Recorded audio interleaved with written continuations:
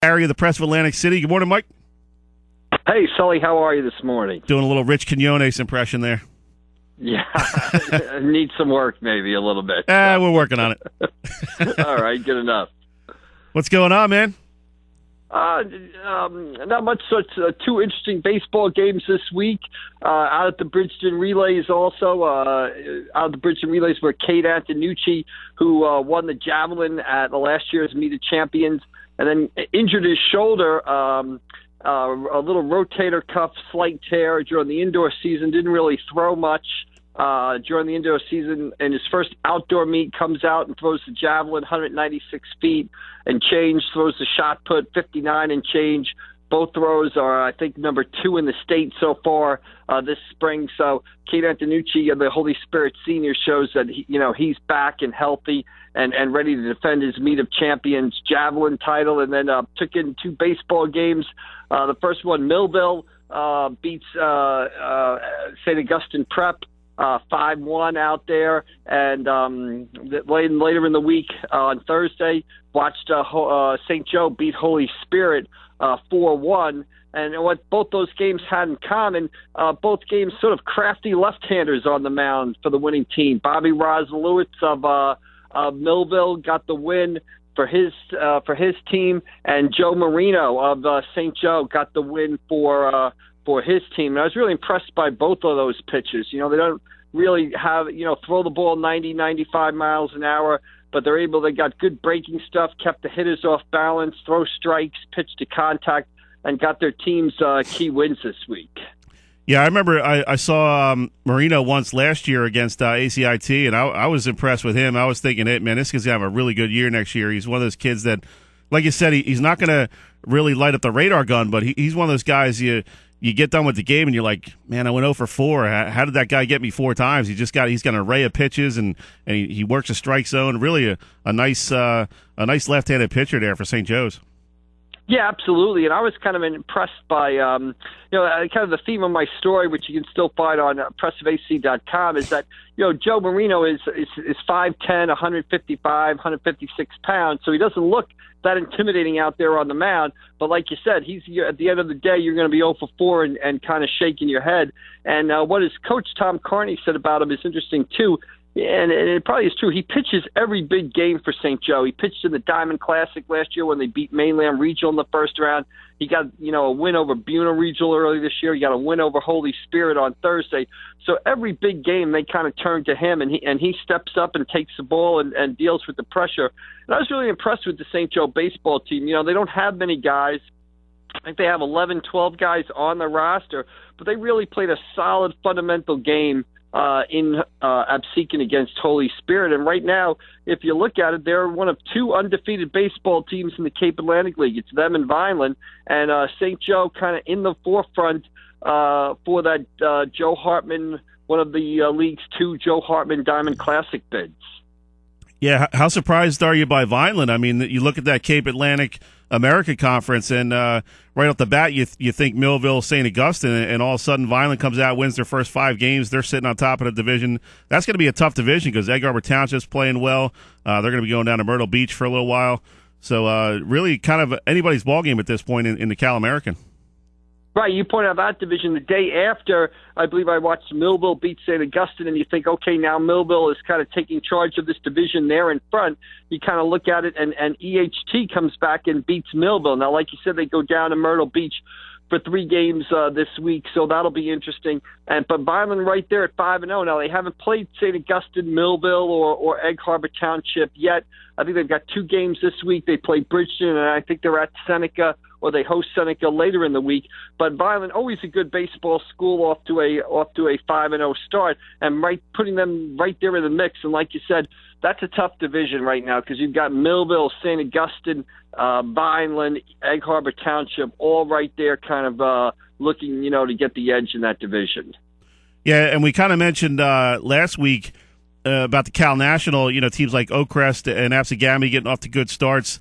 They might be a little bit young, a little bit inexperienced to really compete with Mainland and Ocean City.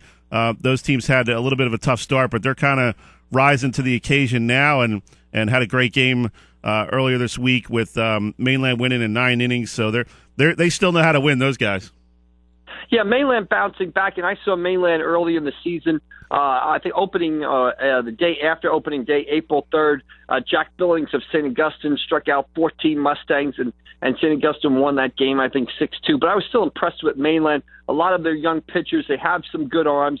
They're a good program. Like you said, some good players have moved on. Kyle Gerace, being one of them, the pitcher, infielder now at Rutgers. But there's some young talent there, and as soon as they got their legs under them, you knew they were going to be good. And that's kind of what's happened so far this season. It might take them a couple of weeks, but, Mainland will be right there in South Jersey Group 3 when the time comes for the playoffs to start in late May. Yeah, real big game today, too, out of Williamstown. St. Augustine traveling to take on the Braves. That's going to be a good matchup. Williamstown with Joe Smith, they're always a quality program, so this will be another measuring stick here for the prep and see where they're at. Yeah, I mean, the thing with St. Augustine, when I look at St. Augustine, it's their fielding that's kind of been a little shaky so far this season. The pitching has been fine with Jack Billings. I think he has 24 strikeouts in 11 2/3 innings. They've gotten some timely base hits, but they made 3 or 4 errors against Mainland that didn't cost them. Then they made 3 or 4 errors against Millville that did cost them. So, if St. Augustine doesn't kick the ball around and hurt themselves, I think they're 5-1 or 6-1 right now. They're obviously one of South Jersey's top teams, and that's a big rivalry game. A lot of the St. Augustine kids come from Williamstown. Those kids kind of grow up playing against each other. So that's a big rivalry game out there, Williamstown against St. Augustine today. Mike, let's talk a little bit of track. We just had on Amir Brock from Egg Harbor Township. He's having a heck of a senior year, and definitely one of the guys to watch along with that relay team going here in the next few weeks or so as we start getting into these bigger meets. You got Woodbury's coming up, the Penn relays, and then, counties, Cal meet, all that good stuff coming up. So track is really going to start heating up here in the next 3 or 4 weeks. Yeah, absolutely. Amir Brock had a huge day at the Bridgeton relays. He ran on 4 winning relay teams. I think he anchored the 4x1 and the 4x2 teams. I think he ran a 10.35 in the 100. I think he ran a 21.2 in the 4x200 out there. Really showing his versatility and his speed. EHT easily wins the Bridgeton Relay title. And like you said, it's kind of unusual today. It's the Easter holiday weekend, so there's no major track meet today. It picks up next Saturday with the Woodbury Relays. It'll be real interesting to watch Egg Harbor Township sort of battle Rancocas Valley out there for the Woodbury Relays title. Those two teams probably considered the top 2 boys track and field teams in South Jersey, and they'll go head-to-head each other at the Woodbury Relays next Saturday. And EHT, kind of a remarkable program. That they have that 4x8 team. Eric Barnes, Aiden Henricks, the DeSoy brothers will be racing at the Penn Relays, trying to qualify for the Championship of America race the following weekend. And only 2 sort of press area or Press of Atlantic City area teams have ever won Championship of America races. One was the Southern Regional Girls Distance Medley team with the great Danielle Toro and Jill Smith on it, probably about 9-10 years ago. And the other is 2-3 years ago, the Clark brothers led the Pleasantville 4x8 team to a victory. So obviously the Egg Harbor Township boys will be trying to make history at the Penn Relays in 2 weeks. Mike, we going to get you out there for some boys lacrosse on the 25th, Ocean City, Mainland? You might see Russo, John Russo. We spread it around. John Russo does a great job with the lacrosse coverage. We like to spread it around. You can't be everywhere, Sully. You can try to be most places, but you can't be everywhere. Oh, believe me, I hear it all the time. Oh, why weren't you at this game? Oh, I was at that game. So.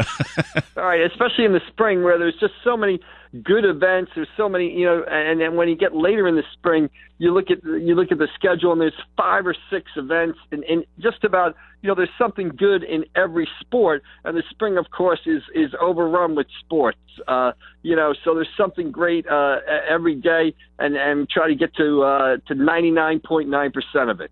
Oh, I know, it's crazy. The other day I was out. I'm like, okay, Absagammy's got a couple events at 2. That'll leave me open for a 4. Now I'm thinking, oh, geez, all right, Mainland Ocean City baseball and softball's going on, EHT baseball. I wanted to get to all of them, but you can only get to one, so.